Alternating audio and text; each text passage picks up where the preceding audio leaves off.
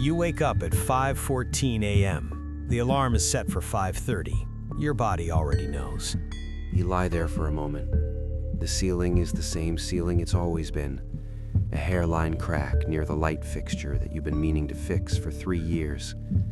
You look at it the way you look at things you've stopped seeing. You get up. You don't check your phone. You go to the kitchen. You fill the ceramic mug, the plain white one, the one with the small chip on the handle that you never replaced. You stand at the window while the coffee cools. The street is empty. A neighbor's porch light is still on from the night before. You drink the coffee. You don't taste it. You walk down the hall. Her door is open. That's new. She opened it last night to carry out the last boxes, and she didn't close it behind her. The room is not empty. She left things. A poster she decided not to take. A desk lamp. A stack of books she said she'd pick up eventually. Her old soccer cleats hang from the closet doorknob by their laces. You bought those when she was 15. They're too small for her now, but she never threw them away. You don't go inside. You stand in the doorway. You look at the indentation on the mattress where she always slept on the same side.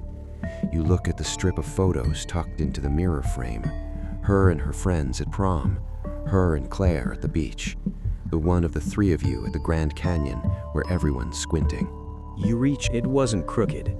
You straightened it anyway. You close the door behind you. Not all the way. You leave it the way she left it, an inch open, just enough. The boxes are in the living room, 4 of them, plus the duffel bag, plus the lamp she changed her mind about at the last minute. You carry them to the car in 3 trips. You are methodical about it. Tetris. You've always been good at loading a car. She's still upstairs getting ready. She's been getting ready for 40 minutes. You loaded 4 boxes in 12. You sit in the driver's seat and look at the garage wall. The first time you drove her somewhere was 3 days after she was born. You drove home from the hospital at 37 miles per hour on a road with a 45 limit. Claire laughed at you. She said you were going to cause an accident driving that slow. You said you didn't care. She's still upstairs getting ready. She's been getting ready for 40 minutes. You loaded 4 boxes in 12. You sit in the driver's seat and look at the garage wall. You hear the front door. She comes out carrying a tote bag and a coffee she made herself. She's wearing her hoodie from the school she hasn't started yet. She sees you in the car and gives you a look. You've seen that look your whole life. Let's go, Dad. You start the engine. She plugs her phone in and plays music. It's not music you know. You don't say that. You merge onto the highway. She's looking out the window. Not sad, not particularly. She's somewhere in her own head. She does this. She goes quiet and full at the same time. She got that from Claire. You talk, not about anything important. You ask if she packed her rain jacket. She says yes. You ask twice. She says, "Yes, Dad, I packed it." You say, "Okay." The road opens up north of the city, and the trees get taller, and the morning is gray and clean, and the kind of beautiful that doesn't ask anything of you. She turns the music down. She says, "I'm gonna be fine, you know?" You say, "You know." She says, "You're gonna be fine too." You don't say anything to that. You just nod. She turns the music back up. You drive for a while. You don't fill the silence, neither does she. That's one of the things about her you will miss the most, and you know it now with a clarity that almost startles you. She was never afraid of quiet.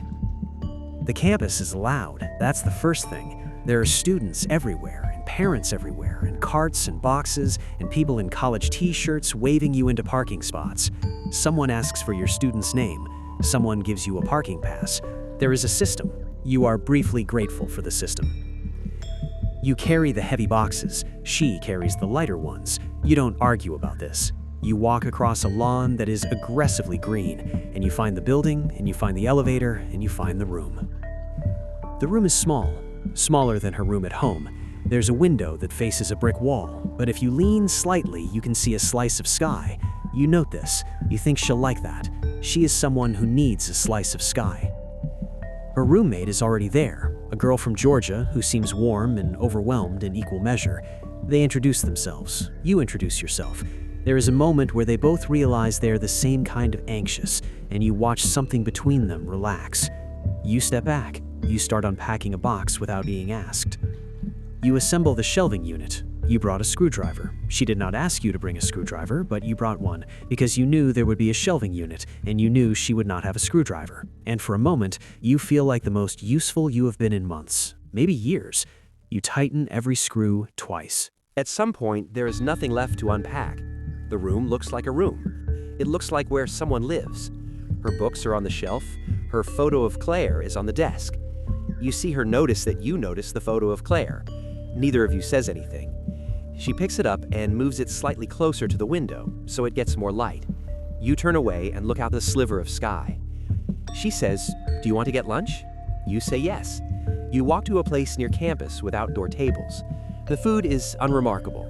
You eat it like it matters. She talks about her schedule, her major, the professor whose syllabus she already read. You listen. You listen better than you have in years. You want to record it somehow, not the words, just the sound of her talking. The way she talks with her hands when she's excited. The way she laughs at her own jokes half a second before the punchline. You think, Claire would have loved this. You think it the way you always think it, quietly, somewhere just below where words are. The moment that cannot be delayed any longer. You walk back to her building. You stand outside. This is the part you knew was coming. You hug her.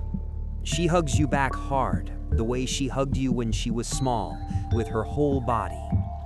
You put your hand on the back of her head the same way you did when she was 9 and had a bad dream and came to find you in the dark. She says, "I'll call you Sunday." You say, "Okay." She says, "I love you, Dad." You say, "I love you too, kid." That's what you've always called her, kid, since she was 3.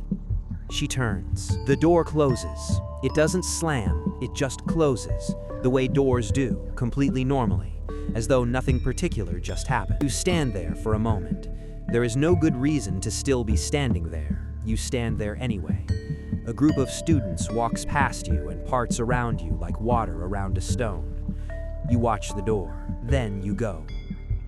You walk back to the car. You sit in the parking lot for a few minutes. Not long, long enough. The highway south is the same highway. The trees are the same trees. The morning has become afternoon and the gray has not lifted, but it is softer now, filtered, the kind of gray that is almost silver. The passenger seat is empty. Her coffee cup is still in the cup holder. It's been there since morning. There's a little left in it. You don't know why you notice this. You notice it very much. Somewhere past the city limits. You think about the first day of kindergarten. You think about her learning to ride a bike in the driveway. How she cried, not because she fell, but because she was angry she fell. That specific fury she had even at 6. You think about the night Claire got her diagnosis, and you both sat at the kitchen table after Mara went to bed and didn't say anything for a very long time. You think about how Mara gave the eulogy at Claire's funeral at 16 years old and didn't cry until the very last line, and then just once, and then stopped. Where does a 16-year-old learn to do that? The road. You drive. Quieter. You think about Sunday. She said she'd call Sunday. That's 4 days. You think about what you'll make for dinner tonight. Just you. You try to remember the last time you cooked dinner for just yourself. You can't. It's been at least 4 years, maybe more. Soft. Arriving. The exit for Portland. The familiar streets. The maple on your corner that has gone slightly gold at the edges. The neighbor's porch light, still on from this morning. The house is quiet in a way it hasn't been before. Not silent, just quiet. The refrigerator hums. The floor creaks under you. You put your keys on the hook by the door, the one that has 3 hooks, but you've only ever used the same one. The kitchen. You go to the kitchen. You put the kettle on, not because you want tea, but because you want a reason to stand in the kitchen. You lean against the counter. You look at the window. The street outside is ordinary. A car passes. A dog is being walked by someone you don't recognize. New neighbors, maybe. The maple moves a little. 1 step. You go to the mantel. You look at the photo of Claire. She's laughing at it. That particular laugh she had, head slightly back, completely unguarded. You took that photo in the backyard on a Sunday. Mara was maybe 4. You remember nothing else about that day. just that laugh. You say nothing. There's nothing to say that hasn't been understood for a long time now. You go to Mara's door. You open it all the way this time. You look at the room for a long moment. The afternoon light comes in through the curtains and lies across the floor in long shapes. The soccer cleats, the strip of photos in the mirror, the small indentation on the mattress. You don't cry, not because you're holding it back, just because that's not where you are right now. Right now, you are just standing in a doorway, looking at a room that was once a whole world, thinking about how rooms change their meaning, but never their walls. You go back to the kitchen. The kettle is ready. You pour the water, you hold the mug with both hands. You stand at the window. The street is empty. The light is going. Somewhere, 4 hours north, your daughter is putting the last things on her shelf, leaning out her window to find the slice of sky. You drink the tea while it's still too hot.